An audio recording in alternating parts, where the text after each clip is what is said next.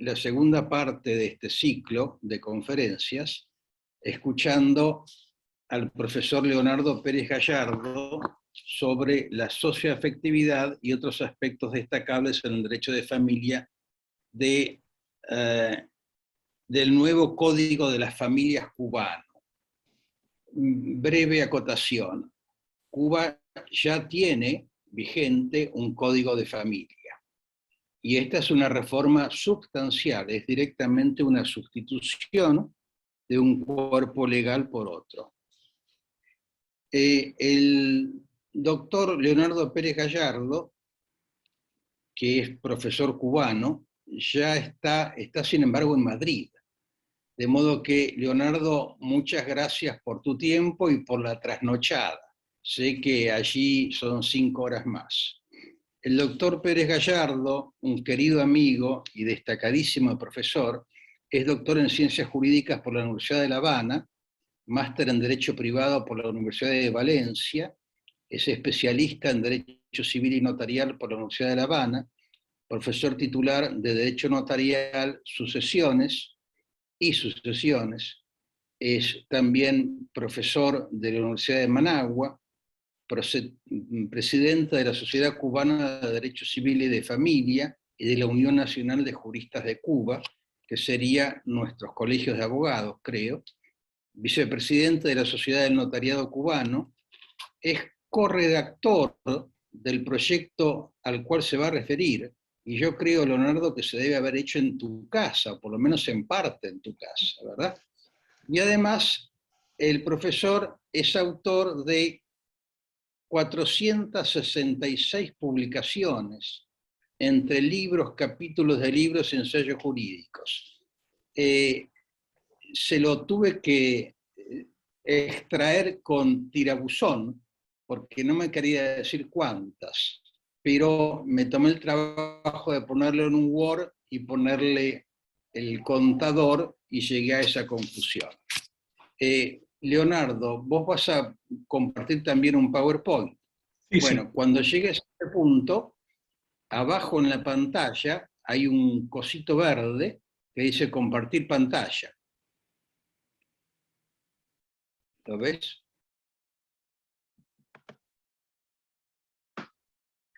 Compartir pantalla. Vamos.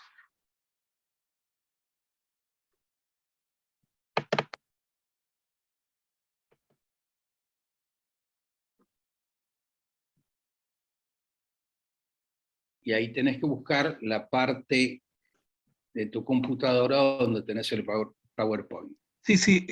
Bueno, buenas noches.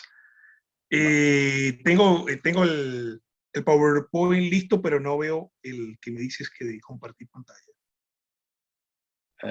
Julieta, ¿nos podrás orientar, por favor?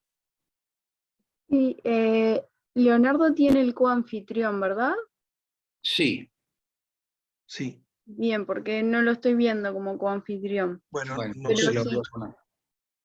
Ahora lo pongo convertir en coanfitrión. Bien. Ahora Cuando tendré... aparezca como coanfitrión le va a aparecer un botoncito verde al medio de la pantalla que dice compartir pantalla. Ya, por eso no lo veía. Por eso no lo veía. Bien. Vale. ¿Y ahora está?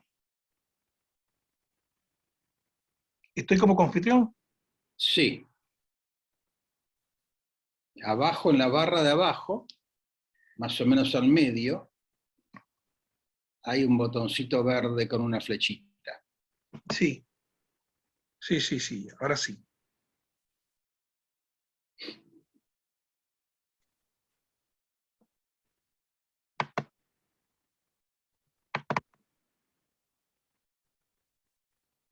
Bien.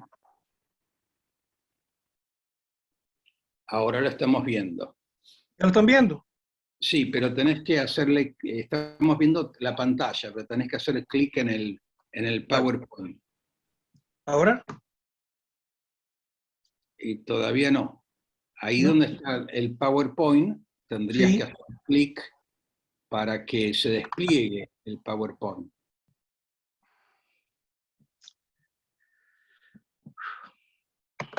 ¿Usted está viendo el PowerPoint en su pantalla?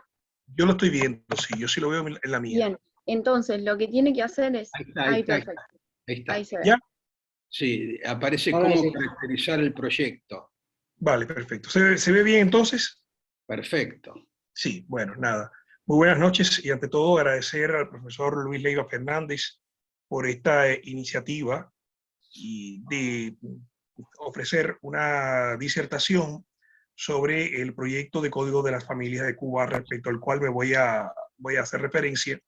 Pero como muy bien me lo había pedido él, primero creo que es importante hacer alusión de por qué este proyecto, en qué estado se encuentra, qué ha supuesto el proyecto de Código de las Familias de Cuba.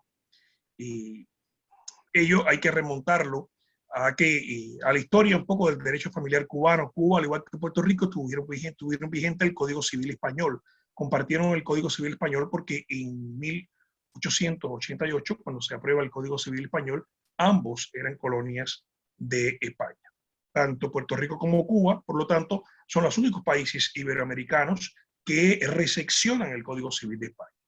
En el caso cubano estuvo vigente hasta 1988, en que se abroga el Código Civil Español y se aprueba un nuevo Código Civil que constituyó además el último Código Civil del siglo XX de los países latinoamericanos. En materia de familia, por el contrario, aunque el Código Civil Español estuvo vigente en Cuba y regulaba el libro 1 destinado a las personas y las familias, en 1975 se aprueba un nuevo Código de la Familia. Y Cuba se convierte en el tercer país latinoamericano que le da autonomía al derecho familiar. Esa autonomía me estoy refiriendo a una autonomía normativa. Antes lo habían hecho Bolivia y después Costa Rica, que fueron los dos primeros países que codificaron con independencia en América Latina el derecho de familia, porque varios países europeos también lo tenían codificado en una norma independiente. Por lo tanto, el derecho familiar cubano actual o vigente data del año 1975.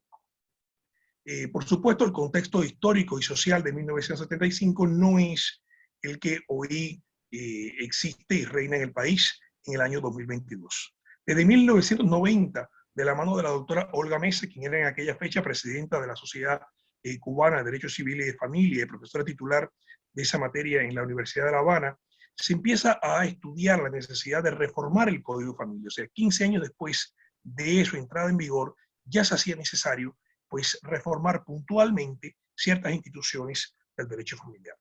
Por lo tanto, hay una etapa que data desde el año 1990 hasta el año 2011, que se crea una comisión encargada de revisar el Código de Familia del 75 y de adaptar el Código de Familia del 75 a la necesidad de ofrecer una regulación que permitiera la inclusión ya de ciertos modelos familiares que en esa década se veían en la sociedad cubana. Si bien hasta el año 2011 podemos hablar de esta etapa primigenia de la reforma del Código Familiar, tras la aprobación en el año 2019 de la nueva Constitución de la República, pues se hace necesario un nuevo Código de las Familias. La Constitución de la República del año 2019 le dedica 9 artículos del capítulo 3 del título 5. El título 5 está destinado a la regulación de los deberes, derechos y garantías, mientras que el capítulo 3 se refiere a las familias. O sea, ya el constituyente del 2019 utiliza el plural para hacer alusión a las familias, porque hay una voluntad política de un reconocimiento de los distintos modelos o de las distintas constelaciones o construcciones familiares, en las cuales en Cuba es sumamente heterogénea la presencia de diversas modalidades familiares. Ello obedece también al debate que opera en la realidad cubana, en la consulta popular previo al referendo constitucional durante el año 2018. El referéndum opera en el año 2019, en febrero del 2019, pero durante el año 2018 fueron muy discutidos los preceptos relativos al derecho familiar, porque por primera vez se habla públicamente en Cuba de la posibilidad de constitucionalizar un matrimonio formado por dos personas sin hacer alusión al género de estas personas. Ese artículo 68 de ese proyecto fue sumamente debatido y llevó a un debate verdaderamente enconizado en el ámbito del derecho familiar y sobre todo en las redes sociales por los defensores del matrimonio entre personas del mismo género y los detractores de la posibilidad de abrir el matrimonio a personas del mismo género. La Constitución del 19, como les decía, fue muy prolífera en la regulación de instituciones del derecho familiar, sobre todo sus artículos 81 y 82, el primero de ellos, al regular el derecho que tiene toda persona de constituir una familia, pero en ese artículo 81 se constitucionaliza el principio de pluralidad familiar. El artículo 81 de la Constitución del 19 deja claro que el Estado protege las familias cualquiera que sea su forma de constitución. Y por lo tanto, deja abiertas las puertas para que el futuro Código de las Familias, además de utilizar el plural en su nomen iuris, pues pueda abrazar los distintos modelos familiares. Siempre que esos modelos familiares, por supuesto, siempre que esas relaciones sociales tengan el carácter de relaciones sociales familiares. En tanto, el artículo 82 le da un trato paritario al matrimonio y a la unión de hecho. Por primera vez se constitucionaliza la unión de hecho y el artículo deja claro que tanto el matrimonio como la unión de hecho, como hechos fundantes de las familias, pues tienen trato paritario. Algo importante es que la Constitución cubana del 19 se convierte en una de las primeras constituciones que eleva la categoría del afecto y hace que traspase el umbral de la psicología, se sumerge en el mundo del derecho y se eleva al ámbito constitucional. ¿Por qué? Porque el artículo 82 deja claro que se protege tanto la unión de hecho efectiva como el matrimonio, pero siempre que tengan como denominador común el afecto. O sea, el afecto es el denominador común de las constelaciones familiares y es el denominador común también de los hechos fundantes de estas relaciones familiares. Por supuesto, de los artículos 83 en adelante se regula la corresponsabilidad parental, se regula el respeto que deben tener los hijos, no solo los padres, sino al resto de los miembros familiares, se protege a las personas en situación de discapacidad y se dedica un precepto también a la protección de las personas adultas mayores. La Constitución de la República establece una disposición transitoria, que es la 11ª, en la que deja claro que en el plazo de 2 años se sometería a consulta popular la reforma del derecho familiar cubano, como efectivamente operó. Esto lleva a que en el año 2020 el Consejo de Estado cree una comisión que está integrada por 27 diputados y 3 profesores universitarios que no somos diputados.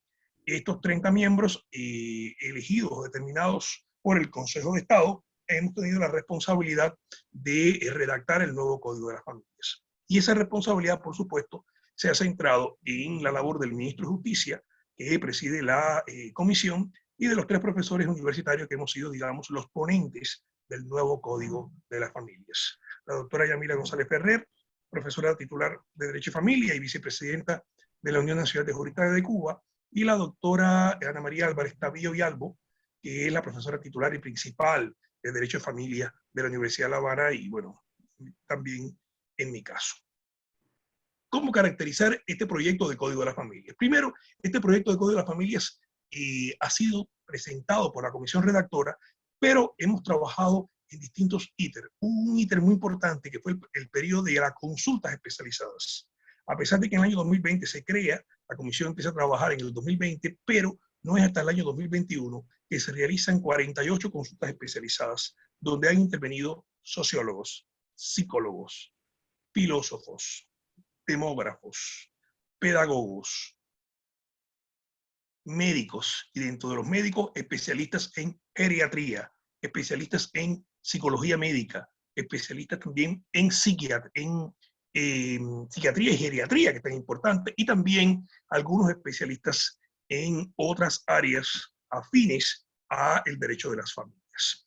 Este periodo de las consultas especializadas, pues, sentó las pautas para poder, pues, este primer proyecto primigenio, pues, ir mejorándolo a partir de los criterios que los especialistas sustentaron en este orden y que han sido tan significativos o importantes en la elaboración del código. Posteriormente a ello, se presentó una versión, que es la versión 22, en este momento estamos trabajando en la versión 25, pero la versión 22 se presenta a la Asamblea Nacional del Poder Popular, que es el Parlamento, y el Parlamento aprueba que el proyecto de Código de las Familias sea sometido a consulta popular. Fue el segundo tipo de consulta. de manera tal que de los meses de febrero a abril ha sido discutido calle por calle el proyecto de Código de las Familias, y en este momento, y hasta el día de ayer, hemos estado estudiando el resultado, que es pues, un trabajo de investigación prácticamente de tesis doctoral, más de 600 páginas, en la que se refleja los criterios respecto a cada uno de los epígrafes, artículos del Código de la Familia, y lo hemos incorporado en la última versión, que es la versión 25, que entregamos ayer al ministro de Justicia, y que nos lleva a que el próximo lunes, pues ya la comisión dará la última pauta de lo que los ponentes hemos formulado en la versión 25 para que en el mes de julio sea aprobado por el Parlamento la versión final que se llevará a referéndum. Y esto es un aspecto importante. Se trata de la primera ley de naturaleza no constitucional que estará legitimada por un referéndum. De manera tal que la aprobación del Código de las Familias depende de la sociedad cubana. Y será en septiembre cuando se pronuncie en este referéndum inédito en el derecho cubano. ¿Cómo caracterizar el proyecto de Código de las Familias? Primero puedo decir que es un código que tiene un sello de identidad cubano y latinoamericano.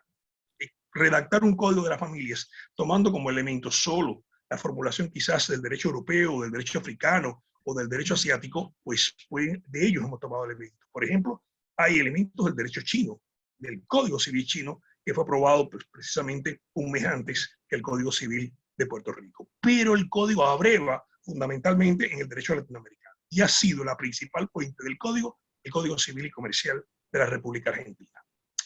Tiene también como elemento importante la visión multidisciplinaria de la protección de las familias. Ya había hecho alusión a ello y a esto también incorporo el hecho de que los redactores hemos abrevado en las investigaciones que se han realizado en el país, las investigaciones en la psicología de la familia, sociología de la familia, demografía y por supuesto las tesis doctorales realizadas en los últimos 10 años en materia de derecho de las familias. Hay una expresión de la constitucionalización del derecho a las familias como tal y como había hecho referencia, el principio de pluralidad o diversidad familiar que tiene su principal reflejo hasta en el nomen iuris del código, y por supuesto el código se interpreta desde un lenguaje convencional y no solo constitucional. De ahí el valor de la inclusión, de la igualdad, de la no discriminación y de la dignidad humana como valor supremo que establece el artículo 40 de la Constitución de la República, valor supremo que informa los derechos fundamentales. Y, por supuesto, ya también había aludido, es el eje central del nuevo Código de las Familias, el afecto. O sea, se busca proteger las relaciones familiares, no solo las sustentadas en el ADN, sino también las sustentadas en el afecto. En modo alguno se discrimina, en modo alguno se le da una minusvaloración a las familias sustentadas en la sangre.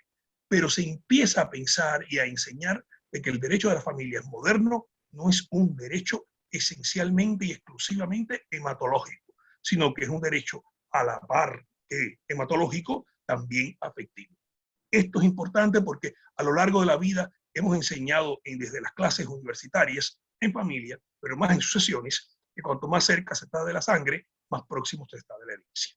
Hemos enseñado a pensar a los jóvenes desde la hematología jurídica o, como en algunas oportunidades he dicho, los hemos enseñado a pensar desde una vampirología sucesoria. Algo importante también que creo resaltar es que en el debate que ha sido muy enconado en las redes sociales, sobre todo frente a personas que practican credos religiosos, un elemento importante ha sido concebir la laicidad del Estado. O sea, a la hora de regular este nuevo derecho de las familias, se tiene como pilar esencial la laicidad del Estado. Y por supuesto el respeto a los tratados internacionales de derechos humanos de los cuales Cuba es parte, entre ellos la Convención sobre los Derechos del Niño, la Convención sobre los Derechos de las Personas con Discapacidad y la Convención sobre la eliminación de cualquier forma de discriminación de la mujer. Hablaba también del carácter educativo y pedagógico y algo importante es el papel del lenguaje. El lenguaje no es neutro, el lenguaje es simbólico, tiene un poder simbólico. El lenguaje construye y contribuye a la manera en la que la sociedad piensa y reflexiona.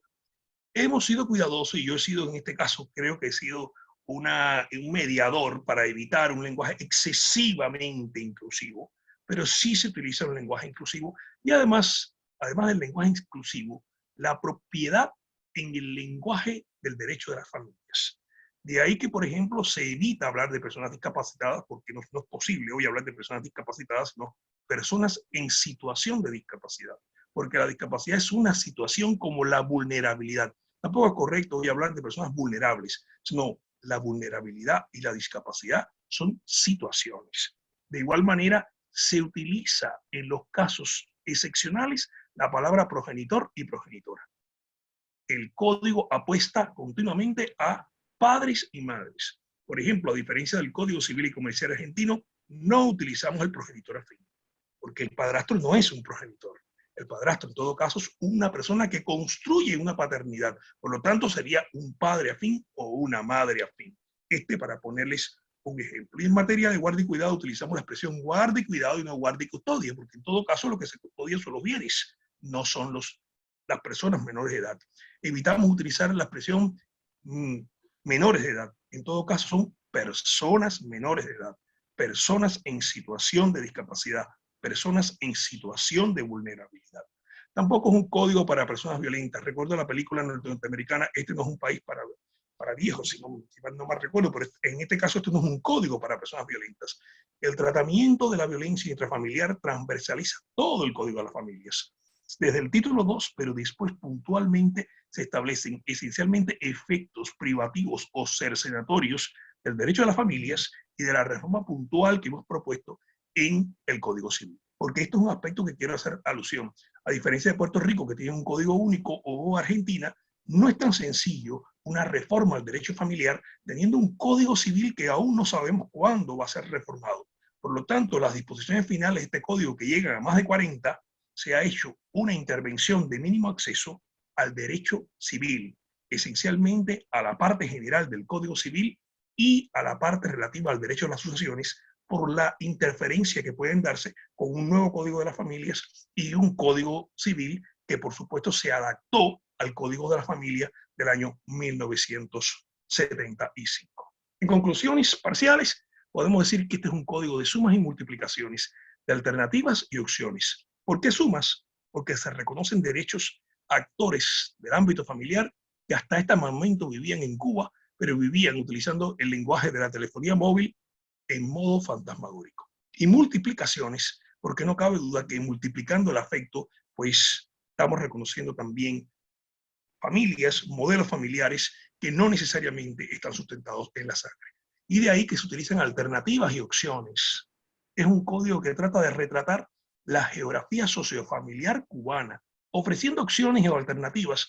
No se le impone a nadie construir un modelo familiar. No se le impone tampoco tolerar. No se trata de tolerar. Creo que la palabra clave es respetar los derechos fundamentales de las personas. El código tiene 11 títulos a los cuales haré alusión y, por supuesto, haré alusión a los que nos convoca en esta conferencia, que es a la filiación socioafectiva y la trascendencia que tiene la socioafectividad y la multiparentalidad, que también se incluyen en el código, y creo que sería el primer código de aprobarse que en América Latina, no en el mundo, en América Latina, reconoce la figura de la socioafectividad, la filiación socioafectiva y la multiparentalidad.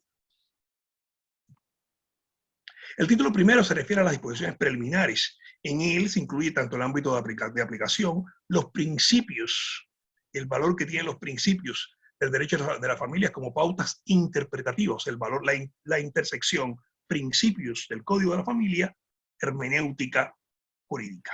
Los derechos que se le garantiza a todas las personas en el ámbito de las familias, los derechos a la infancia y la adolescencia, el rol de los abuelos, abuelas y otros parientes. Esto es importante, porque Cuba es un país de abuelos, en el cual ha jugado un papel importante en muchas generaciones los abuelos. Por lo tanto, creo que el derecho tenía mucha deuda con los abuelos, y se habla del derecho a la abuelidad.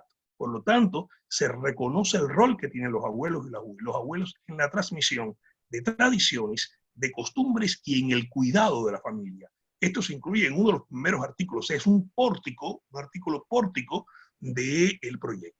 De igual manera, se incluye la razonabilidad en las decisiones en materia familiar. Pero esa razonabilidad no podemos interconectarlas directamente a la razonabilidad de las decisiones judiciales, porque a diferencia del Código Civil y Comercial de la Argentina, el proyecto de Código de las Familias, pues, digamos que se bifurca y le da redistribuye competencias para los jueces, pero también para los notarios, dado que en Cuba el derecho notarial familiar a lo largo de la historia ha tenido un verdadero protagonismo. Téngase en cuenta que Cuba fue el primer país del mundo que le atribuyó competencia a los notarios para conocer del divorcio allá en el año 1937. Por tanto, hay una tradición y desde el año 94 los notarios en Cuba conocen de los divorcios con hijos. Y de esta manera veremos cómo por primera vez se habla de una escucha de los niños, niñas y adolescentes fuera del ámbito judicial.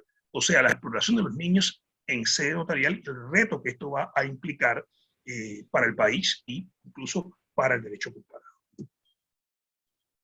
En este primer título, en este segundo título relativo a la violencia familiar, se refiere a la violencia intrafamiliar y a la discriminación en el ámbito familiar. Indudablemente aquí se reconocen los distintos modelos, las distintas manifestaciones de la violencia intrafamiliar, incluyéndose la violencia patrimonial o económica, porque los estudios que se han realizado desde las ciencias médicas y desde las ciencias de la salud indican que en el caso cubano, en cuanto a las personas adultas mayores, hay un índice alto de la violencia intrafamiliar, pero de contenido patrimonial o económico. Por ello es que se alude a ella y la trascendencia que puede tener, veremos después en el ámbito del derecho de las asociaciones. Y hay una proyección transversal que la veremos en esta explicación ante supuestos de violencia, previéndose las consecuencias jurídicas palpables que genera la violencia intrafamiliar en cada una de las instituciones del derecho de la familia. Uno de los títulos más que ha generado más expectativas es el título del parentesco. Se incluyen 4 fuentes de la afiliación y en esto también se distingue del Código Civil y Comercial de la Argentina. Se incluye la afiliación sustentada en la procreación natural, o sea, la afiliación sustentada en el ADN, la afiliación sustentada tradicionalmente en la adopción como acto jurídico de naturaleza civil que crea una relación jurídico-filiatoria, la afiliación sustentada en lo que en Argentina se llama la voluntad procreacional, esencialmente cuando se aplican técnicas de reproducción humana asistida con la aportación de material genético de un tercero, y se incluye, y aquí entro en el tema que convocaba el profesor Leiva, la socioafectividad. ¿Qué fuentes hemos tenido para ello? Primero, esencialmente la jurisprudencia brasilera. La socioafectividad ha sido de creación esencialmente de Brasil. La doctrina de Brasil ha escrito mucho en estos últimos 10 años sobre la socioafectividad, el reconocimiento judicial de la socioafectividad, y ellos han ido más allá, no solo al reconocimiento judicial de la socioafectividad, sino también al reconocimiento vía registral. ¿Qué es la socioafectividad? Tampoco es que sea algo extraordinariamente novedoso. Lo novedoso es que la socioafectividad tenga vínculos jurídicos filiatorios y cree efectos para el derecho. Pero la socioafectividad ha existido siempre, porque siempre hemos hablado de la posesión de estado de padre, la posesión de estado de hijo, de la fama del tractato y los elementos que caracterizan precisamente a esa posesión de estado. En la socioafectividad, el elemento de afectivo es el elemento interno que vincula a las personas respecto a las cuales se pretende un emplazamiento filiatorio, mientras que el elemento externo es el reconocimiento social del comportamiento de unos y otros, o sea, de unos como hijos e hijas y otros como padres y madres. De ahí que se habla de la fama del tractatus como elementos que caracterizan a la socioafectividad. Las relaciones socioafectivas pueden generar un nuevo emplazamiento filiatorio sin desplazar la afiliación ya establecida. La socioafectividad puede ser causa de la creación de una triparentalidad, pero puede ser también razón para una biparentalidad. Por ejemplo, en el caso de las mujeres que han constituido familias monoparentales, pues si a lo largo de los años mantienen una unión estable o un matrimonio con una persona respecto a la cual se crea ese estado de hijo y ese estado de padre, esta persona pudiera interesar en vía judicial el reconocimiento de esa relación socioafectiva. Téngase en cuenta que esta socioafectividad, a diferencia de la adopción, que crea un vínculo jurídico ad initio y que podrá consolidarse ese vínculo socioafectivo en la medida en que evolucionan las relaciones entre padre y el hijo, aquí en la socioafectividad lo que se convalida es la existencia ya previa de ese vínculo socioafectivo, o sea, ese vínculo filial, pero que carece de una protección del derecho. A diferencia del derecho brasilero, nosotros hemos propuesto de que en esta primera fase de la socioafectividad, solo y puntualmente será aprobada por reconocimiento judicial. O sea, no cabe en vía registral que el registrador del Estado Civil ni en vía notarial se reconozca la socioafectividad. La socioafectividad sería reconocida solo en vía judicial. Repito, la socioafectividad puede generar que un niño o una niña o una persona que tenga una sola afiliación, un solo vínculo parental, pueda devenir en una biparentalidad, porque carecía, por ejemplo, de la parentalidad paterna. Pero en la mayoría de los casos puede generar pues una triparentalidad. Cuando genera una triparentalidad, la socioafectividad se convertiría en fuente de la multiparentalidad. De esta manera, el proyecto de Código de la Familia rompe con uno de los mitos del derecho a la familia. El derecho a la familia es el derecho de los dos. Son dos personas las que unen sus vidas, sean en uniones afectivas o sea en matrimonio. Los hijos tienen una biparentalidad, una parentalidad paterna y una parentalidad materna, y además en la filosofía popular, por lo menos de mi país, lo idóneo es que se tengan dos hijos. Por lo tanto, el 2 siempre ha sido el número mágico del derecho familiar. El código, pues sin negar de que el 2 pueda ser para algunos modelos familiares el mágico, le permite la opción de que además de 2 puede haber 3 o quizás más en materia de relaciones pluri o multiparentales. Se incluye además, por supuesto, en materia de parentesco, el parentesco por afinidad, sustentado no solo en el matrimonio, sino también en la unión de hecho efectivo. Y esto es una diferencia con el Código de Familia actual. En el Código de Familia actual, solo el matrimonio genera el parentesco por afinidad. En el nuevo Código, no solo el matrimonio, sino la unión de hecho efectiva, cuando esa unión de hecho efectiva haya sido reconocida en vía notarial e inscrita en el registro del Estado Civil y de uniones de hecho afectivo. Y de igual manera se refuerza la afinidad, y en este sentido hay un régimen jurídico entre padres, madres, abuelos, hijos e hijas afines. Y subsisten a determinados efectos como el de la obligación legal de alimento y el derecho de comunicación.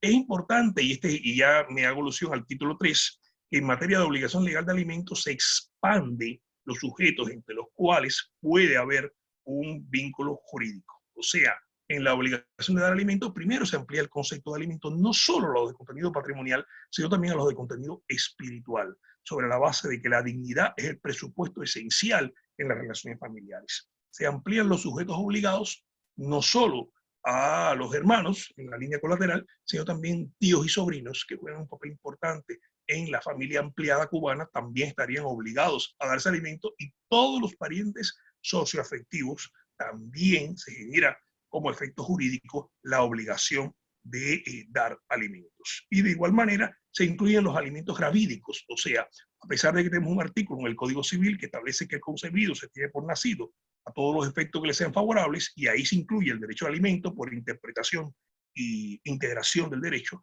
ahora el nuevo proyecto de Código de la Familia incluye los alimentos durante el embarazo y establece presupuestos para proceder a la legitimación de los sujetos y las consecuencias jurídicas que pueden provocarse de que se demuestre que esta persona que anticipó los alimentos pues no era el padre de la criatura.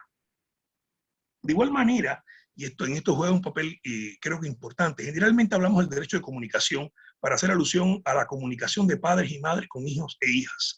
El proyecto de código lo amplía también a terceros. No solo el derecho de comunicación con los hijos e hijas, sino también el derecho de comunicación con las personas dependientes o en situación de vulnerabilidad.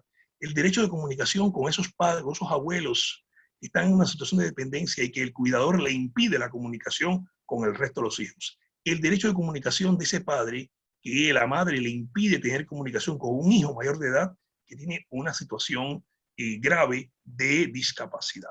Y además se amplían no solo los parientes afines, sino a aquellas personas que justifiquen un interés afectivo legítimo, como pueden ser los padrinos de bautizo o las personas que han sido también, que han contribuido a la crianza de estas personas. De igual manera, se incluye el deber de las personas que tienen a su cargo el cuidado de facilitar la comunicación. Y se regula el derecho de comunicación como un derecho relacional. Fíjense, y esto es un aspecto importante, o sea, a partir del carácter bifronte, porque generalmente se habla del derecho de comunicación y se habla del derecho que tienen los hijos a comunicarse con los padres, pero también los padres con los hijos. Por eso que se dice que es un derecho bifronte. porque es un derecho que se establece sobre la base de la reciprocidad y serán legitimados un sujeto y a otro porque la comunicación implica un derecho relacional. El título siguiente es el título de la filiación. Bueno, este es uno de los más polémicos y este es uno de los que ha generado pues, mayores criterios en las redes. Hay una transformación de las fuentes filiatorias porque precisamente no solo se incluye la fuente biológica consanguínea, sino también la adoptiva y la del uso de las técnicas de reproducción humana asistida. Y les hablaba también de la filiación y de la multiparentalidad. En Cuba es muy común que las personas que inician una unión afectiva o que incluso se casan con mujeres que tienen niños pequeños o que están grávidas y que no hay un reconocimiento de la pareja, pues hay un reconocimiento de complacencia. Los brasileños le llaman a esta figura la adopción a la brasileira. Nosotros no le llamamos la adopción a la cubana, pero sí es un reconocimiento de complacencia, porque hay un divorcio entre la verdad biológica y la verdad registrada.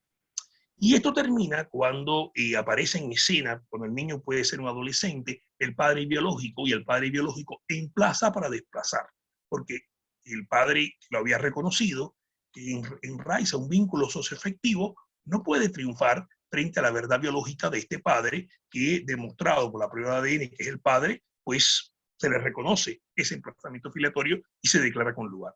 Bueno, esto, de acuerdo con el interés superior del niño, a partir de la entrada en vigor del Código de las Familias, no será así. Habrá que determinar en cada caso si hay un desplazamiento filiatorio o si hay una suma de filiación, de manera tal que se le dé un trato paritario a la filiación socioafectiva y la filiación consanguínea. ¿Qué quiero explicar con esto? Que la multiparentalidad puede darse porque se suma una filiación consanguínea cuando ya existe la socioafectiva o porque se suma una socioafectiva cuando ya existe la consanguínea. Y la multiparentalidad puede darse respecto a personas menores de edad y respecto a personas mayores de edad. Incluso cabe también el reconocimiento post-mortem en el nuevo proyecto de Código de las Familias de la multiparentalidad, dejando en manos de los jueces que sean capaces de delimitar cuando hay un interés o el petitorio está esencialmente vinculado con la sucesión. Esto, por supuesto, además de las pruebas que se aporten, pues requerirá una pericia especial de los juristas que ejerzan la judicatura para evitar que el reconocimiento de una parentalidad socioafectiva se convierta en trampolín de la adquisición de una herencia. Por supuesto, la multiparentalidad genera en materia sucesoria un fenómeno que se llama la multiheredabilidad, o sea, la posibilidad también de poder heredar a más de dos padres o madres. En este sentido, se han hecho retoques al Código Civil que permita esta situación de la multiheredabilidad. Y la multiparentalidad también, en materia filiatoria, estos casos que le estoy diciendo, explicando, son un supuesto de multiparentalidad sobreviniente, pero también hay una multiparentalidad primigenia que opera cuando hay un plan de parentalidad de dos personas del mismo sexo, que muchas veces son hombres, que suman a la mujer, y la mujer no solo va a aportar el material genético, la mujer quiere involucrarse en la construcción de esa maternidad conjuntamente con las paternidades. En este orden, este niño pues nacería con una triple filiación y corresponderá a determinar entre ellos cuál va a ser el orden de los apellidos, porque por supuesto será un niño o una niña que, a diferencia de los que tienen biparentalidad, tendrán 3 apellidos.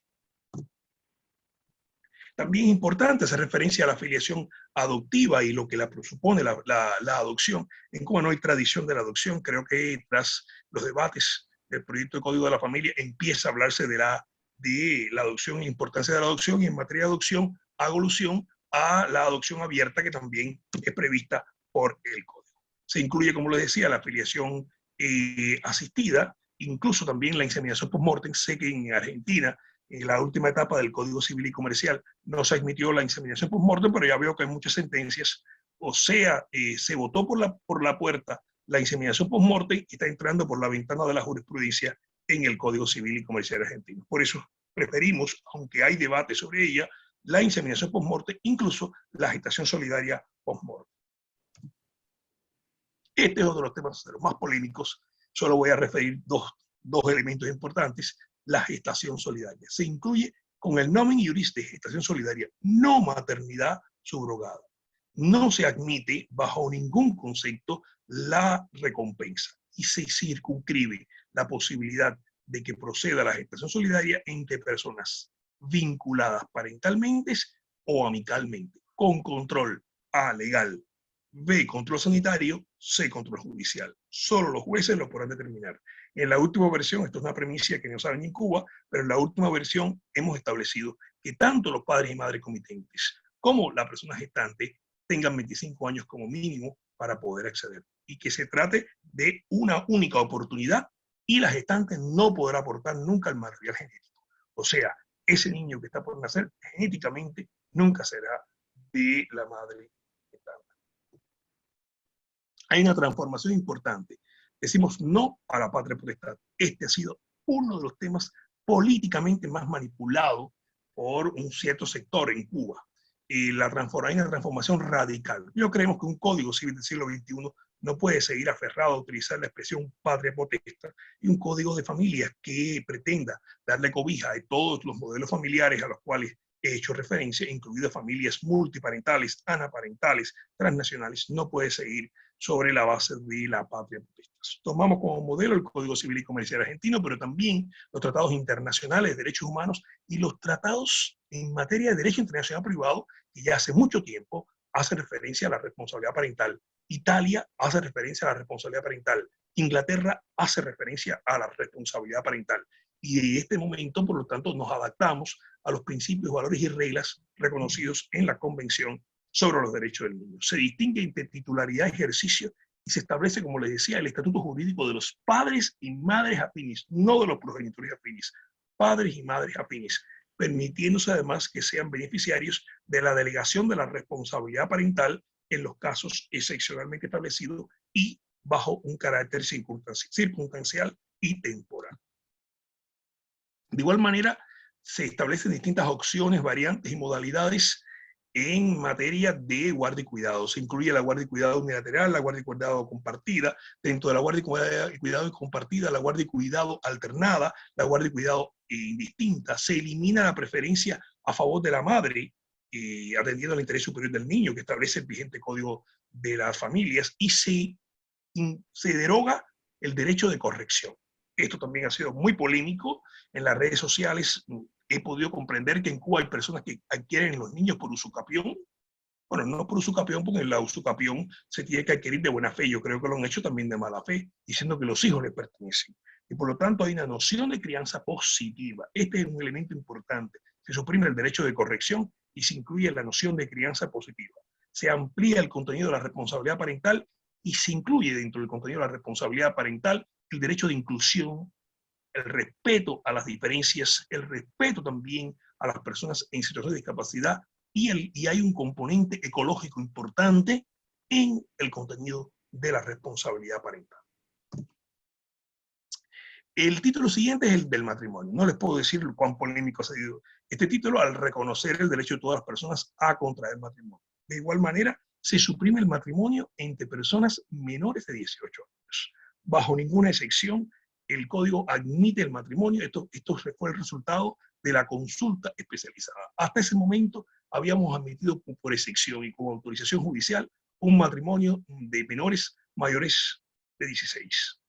Pero la consulta especializada no fue posible admitirlo y creo que fue un paso importante. Consentimiento matrimonial solo a los 18 años. Si usted antes de los 18 años quiere iniciar una unión de hecho, bueno, la puede iniciar, pero el derecho le va a dar las espaldas. O sea, no hay una protección jurídica, sí del niño, por supuesto, pero no una protección jurídica porque el matrimonio no puede ser la causa de legitimación de deserción escolar, ni puede ser también la causa de legitimación para la procreación. Se incluye la pensión compensatoria y además recobramos las capitulaciones matrimoniales, pero con el nombre de pactos matrimoniales, dado que Cuba y Bolivia no son los únicos países del continente que no tienen capitulaciones matrimoniales. La teníamos al amparo del Código Civil Español, pero no con el Código Familia del año 75. En este sentido, pues se admite la posibilidad y la mutabilidad de los pactos matrimoniales. Por supuesto, régimen primario comunidad matrimonial o régimen legal comunidad matrimonial y supletoriamente, por supuesto, la pareja puede derogar el régimen de comunidad matrimonial y establecer o un régimen de separación o un régimen mixto que combina ambos. No se regula el régimen de participación que es de origen germano y que no tiene tradición en el país. Hay reglas sobre la liquidación de la comunidad matrimonial de bienes en presencia de una empresa familiar. Es la primera norma del país que habla de empresa familiar, porque precisamente hace un año, por primera vez, después de 50 años, volvemos a tener micro, mediana y pequeña empresa. Bueno, tenemos las grandes empresas, pero por lo menos hay que empezar por las micro y por las medianas empresas. Y aquí hay un aspecto importante, es que se incluye el destino y el cuidado de los animales de compañía a la hora de liquidar la comunidad matrimonial de bienes, sobre la base del principio de bienestar familiar, y se incluye además no la guardia y cuidado, pero sí algo similar como es quién va a tener y el régimen de comunicación que van a tener con los animales de compañía, en la expresión técnica que hemos utilizado. El siguiente título es sobre la unión de hecho afectiva. Se distinguen de las uniones convivenciales argentinas. Nosotros tenemos una tradición de la protección de una unión de hecho estable, y la unión de hecho estable se protege también en el ámbito sucesorio, de manera tal que el sobreviviente de una unión de hecho estable va a concurrir a la herencia en la misma proporción que el cónyuge. Esta unión de hecho, para que tenga efectos jurídicos, tiene que instrumentarse por vía de acta de notoriedad ante notario público. Bien, entonces, en ese sentido, es necesario que se inscriba en el registro del Estado civil. ¿Qué requerimientos se exigen? Bueno, la notoriedad, el carácter estable, el carácter singular, público por supuesto, la perdurabilidad.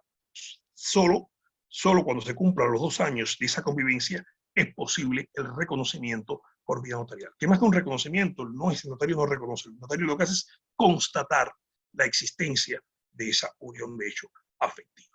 Algo importante antes de pasar a otras instituciones, en materia de divorcio, como les había explicado, el divorcio en sede notarial pues va a tener elementos muy interesantes, porque se admite un divorcio con hijos, de manera tal que los planes o los pactos que establezca, los pactos distintivos del matrimonio, pues puede llevar a que durante la sustanciación del divorcio en vía notarial se utilicen equipos multidisciplinarios, y a potenciar el principio de interés superior del niño en sede notarial y la escucha de los niños en sede notarial. De manera tal que hasta ahora no hemos tenido antecedentes. Los países que reconocen un divorcio con hijos no explotan la exploración de los niños, y muchas veces es lo que está pasando en la realidad cubana. Hay una aplicación de la Convención sobre los Derechos del Niño en vía judicial, pero no opera lo mismo en vía notarial. Por lo tanto, hemos tratado de equilibrar tanto la vía notarial como la vía judicial cuando se utiliza para la disolución del vínculo matrimonial. Otras instituciones de guardia y cuidado que se incluyen en la guarda de hecho, se incluye el acogimiento familiar, lo hemos tomado como referencia del Código Español, se incluye la figura del contrato de alimentos voluntarios, que es muy interesante, porque Cuba, junto con Argentina y Uruguay, son los 3 países más envejecidos del continente. Cuba será el más envejecido en la próxima década entre la migración de personas jóvenes cubanas, y por un lado, y por otro, el hecho de que desde hace más de 3 décadas no hay un reemplazo poblacional. La situación en Cuba lleva a que cuando estudiamos el histograma poblacional nos percatamos que cada año la base se estrecha y la cima se ensancha. Por lo tanto, hay que potenciar, y el código busca un financiamiento privado de la vejez. Y una de las modalidades del financiamiento privado de la vejez son los alimentos voluntarios. La tutela queda reservada única y exclusivamente para las personas menores de edad. Pensamos y la dejamos, pero en un momento determinado pensamos suprimir la tutela y sustituirla por un sistema de apoyos. Apoyos en todo caso, pero como prudentes en ese sentido, y creo que la racionalidad se impuso, se mantiene la tutela para las personas menores de edad, porque las personas mayores de edad van a tener apoyos. Hoy no es posible hablar de restricción al ejercicio de la capacidad jurídica, ni gradación al ejercicio de la capacidad jurídica. En todo caso, el ejercicio de la capacidad se realizará con los apoyos que podrán ser. Lo que es graduativo no es la capacidad, sino las facultades que tienen los apoyos. Ya voy concluyendo. Se incluye en el título 8 los cuidadores familiares, la figura de los cuidadores familiares. En Cuba el cuidado familiar tiene aroma de mujer mayor de 50 años, muchas mujeres con el síndrome del cuidador familiar. Dado que hay mucha longevidad en el país, hay muchas mujeres de 60, 70 años que tienen los padres vivos, y ambas se tienen que prácticamente autocuidar, pero la mujer de 60, 70 años, pues, que tiene ese cuidado, pues es necesario un reconocimiento, primero el respeto a la autonomía, a la dignidad la prohibición de violencia, incluso la capacitación, tratándose de cuidadores informales. En este sentido de los cuidadores, el tema de los cuidadores y su incorporación, hemos tomado como referencia los estudios del derecho norteamericano y del derecho de inglés, que aportan muchísimo en materia de cuidados familiares. Y además, la filosofía china de sustentar un derecho de las familias y un derecho de las sucesiones basado en la conducta y en el comportamiento. Y por lo tanto, dándole preeminencia al aspecto personal frente al aspecto de naturaleza esencialmente patrimonial. El título siguiente es un título que se destina a las personas adultas mayores y a las personas en situación de discapacidad. En la diapositiva ven los derechos que están reconocidos, solamente voy a hacer especial referencia al derecho de la autorregulación de la protección futura, o sea, los derechos de autoprotección que están regulados en el Código de la Familia, pero que posteriormente se reforma el Código Civil a los efectos de darle una regulación exhaustiva en este sentido. En materia de mediación, a diferencia de Argentina, por ejemplo, Cuba no tiene tradición en materia de mediación.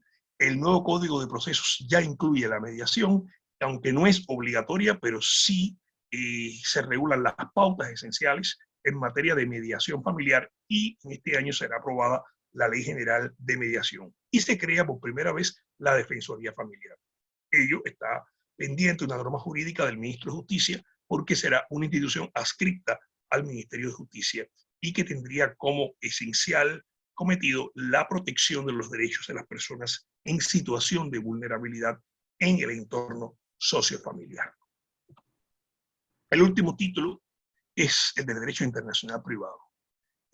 Como elemento importante hay unas reglas de exclusión del reenvío, hay normas para los conflictos de calificación y hay una mutación del punto de conexión de, esencialmente en el caso cubano, del punto de conexión ciudadanía o nacionalidad al punto de conexión domicilio. Esto ha sido muy discutido, políticamente sabemos que es controvertido, pero hemos logrado de que se actualice las normas de aplicación, evidentemente sustentando esencialmente en cada una de las normas del derecho familiar la ley más vinculada al domicilio, teniendo en cuenta además que Cuba es un país de mucha migración.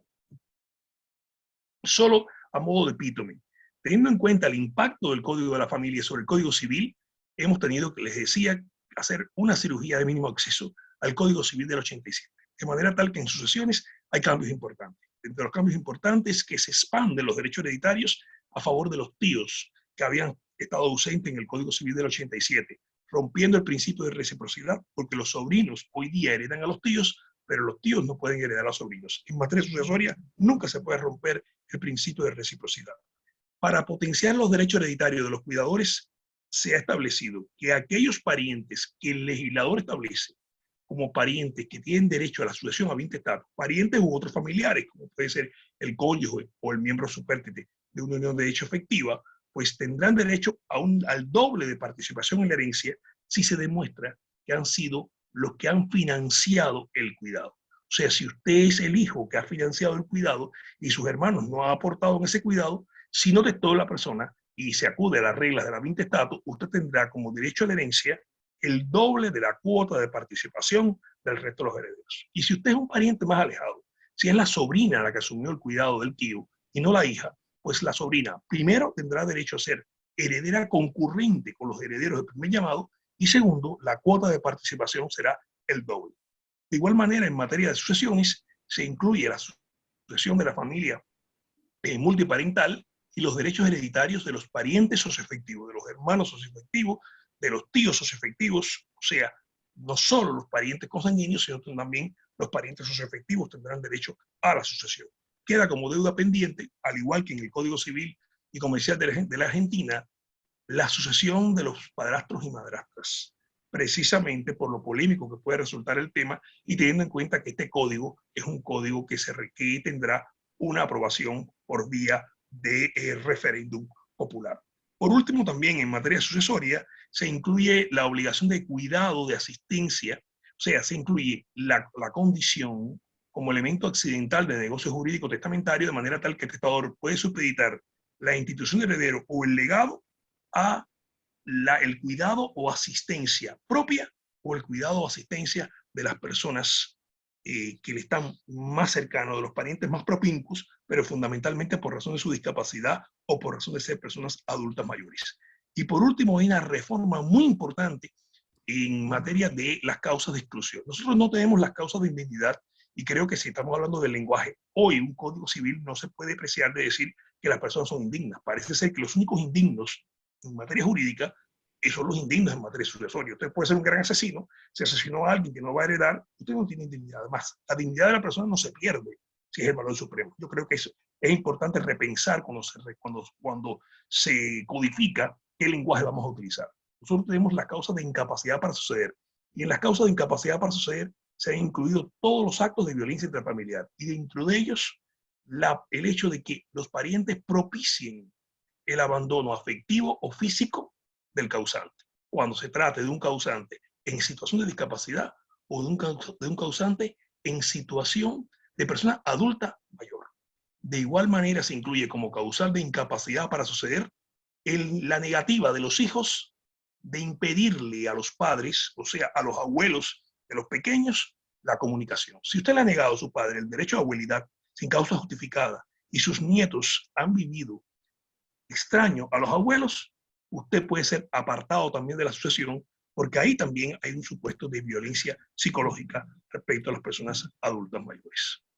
Una última reflexión. El Código de la Familia trata de ser coherente con la Constitución del 2019 y trata además de ser un código rupturista, porque busca reflejar lo que pasa en el entorno sociofamiliar cubano. Las fuentes de la sociología han sido sin duda alguna el abrevadero de los que hemos redactado el Código de las Familias y la opinión también tan valiosa de los psicólogos. Sabemos que el código es polémico, sabemos que el código rompe paradigmas, pero los desafíos de la historia han estado precisamente en el derecho de la familia y en el derecho de las personas. A lo largo de la historia, Cuba en el 18 del siglo pasado fue uno de los primeros países que desafió también la historia admitiendo el divorcio vincular. Y de igual manera, cuando se admite el matrimonio interracial, sabemos que estos ciclos operan a lo largo de la historia. Y estamos conscientes de que romper los paradigmas tradicionales de la familia, pues cuesta. Pero por eso hemos dicho, y con ello concluyo, que el código también tiene una función pedagógica o educativa, en el sentido de que no solo ve la familia sustentada en la sangre, sino también la familia sustentada en los vínculos socioafectivos. Muchas gracias.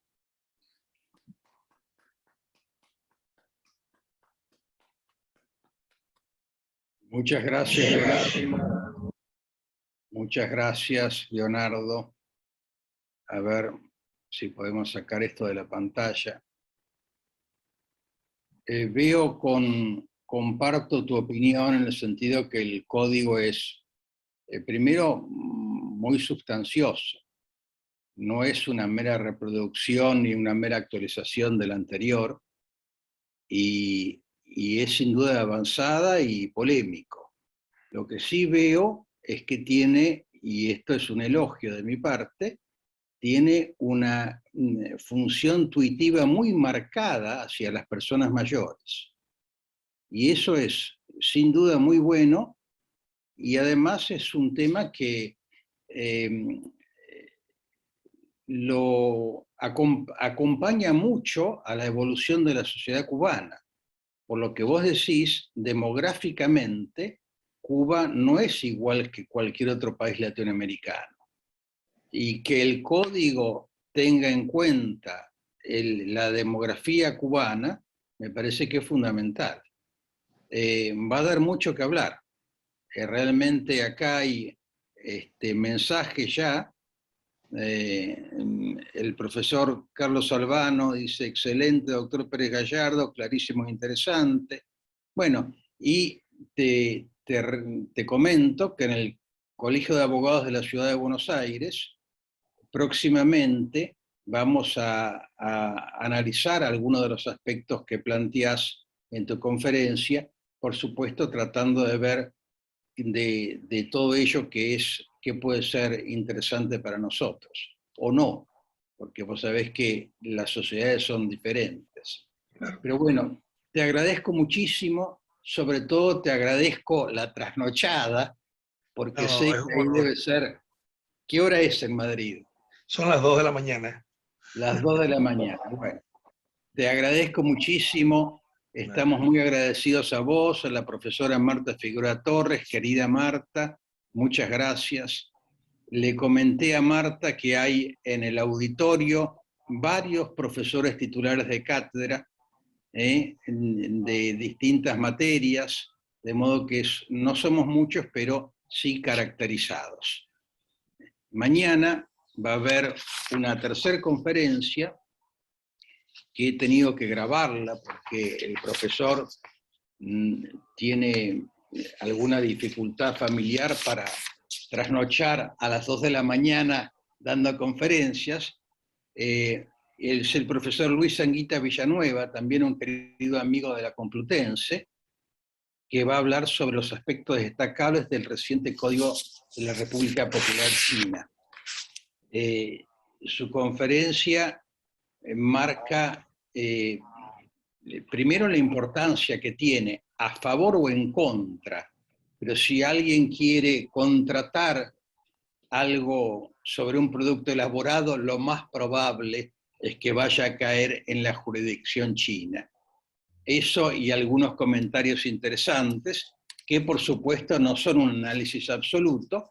Él tiene ya un trabajo escrito sobre el tema en la revista Derecho Privado de Madrid, pero para los que estamos un poco más lejos, una introducción nos resulta muy interesante.